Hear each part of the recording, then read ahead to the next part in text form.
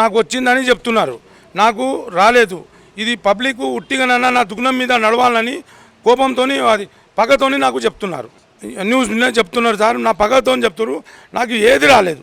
నాది నేను పోయిన సండే దాకా నేను మంచి మటన్ అమ్మినా, నాకు ఏం లేదు. నాకు ఉట్టిగా నా పేరు మీద బదలాం చేస్తున్నారు. కావాలంటే నాకు చెక్ చేసుకోండి. నాకు ఏం రాలేదు, ఉట్టిగా నాకు ఇట్లా చేస్తున్నారు సార్. నాకు ఏం రాలేదు.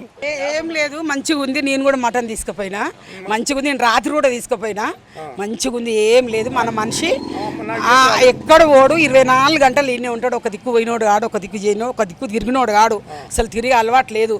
రావాలి, పొద్దుగాల 6 గంటలకు రావాలి, బంద్ చేసుకోవాలి, ఇంట్లో పోయి తిని వండుకోవాలి. తిరిగే మనిషి కాడు, మంచి మనిషి. 40 ఏళ్ళు 50 ఏళ్ళ నుంచి అమ్ముతున్నాడు ఆయన కూర.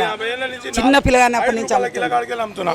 5 రూపాయల కిలో కాడికెళ్ళి నేను అమ్ముతున్నా. 75లా నేను దుకాణం పెట్టినా.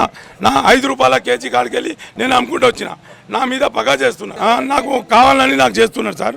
నేను అసొంటి నాకు ఇప్పుడు నాకు మీరు చెక్ చేపించుకోండి.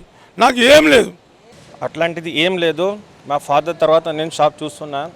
మీరు ఎంత పడతారు కదా, నేను గుడ్డు లైట్ షాప్.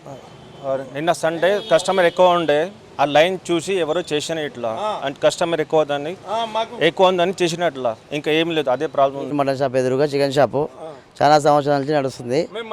అనవసరంగా బాలు కొట్టించారు. మాకు ఎన్నో సంవత్సరాల నుంచి కలిసి ఉంటున్నాం. ఇక్కడ ఏం లేదు జాంగీర్ అన్నకి.